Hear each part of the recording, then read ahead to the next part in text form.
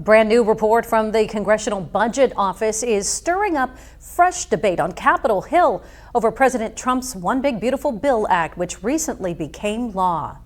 Erie News Now Washington, D.C. correspondent Brendan Scanlon joining us live right now to break down the $1 trillion new tax and spend law and the truth behind it. Good evening, Brendan. Evening, that's right. That new CBO report is giving Democrats here on Capitol Hill some ammunition as they try to push back against the Trump administration with very little power here in Washington. Republicans I spoke with, however, tell me that CBO scores, analysis, and reports aren't always entirely accurate. A new report from the Congressional Budget Office estimates the One Big Beautiful Bill Act will leave a massive line item in Uncle Sam's checkbook. The nonpartisan agency within Congress says President Trump's signature law will pump $3.4 trillion into federal deficits over the next decade. The CBO was wildly wrong on their projections of the revenue created by the Tax Cut and Jobs Act, which we have now extended and made permanent.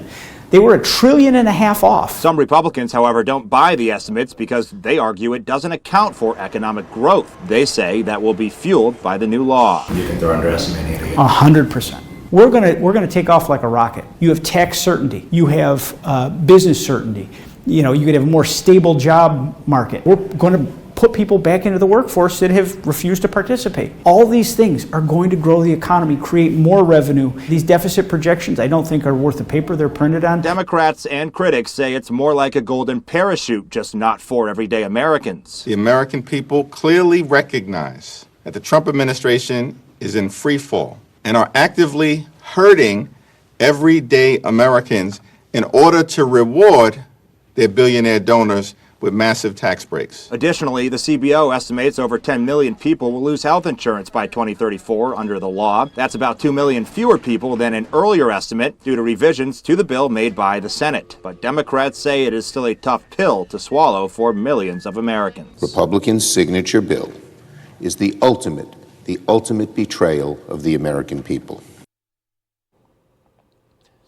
And Mike and Eva, separately, the CBO has projected an additional 5 million people would be uninsured by 2034 due to the expiration of Affordable Care Act premium subsidies and changes to enrollment eligibility. The law's passage really was a political marathon here on Capitol Hill, and now we're starting to see how both sides are using the law to shape their campaign narrative as the 2026 midterms inch closer each day. Reporting live on Capitol Hill for Erie News Now, I'm Brendan Scanlon. Mike, Eva, back to you.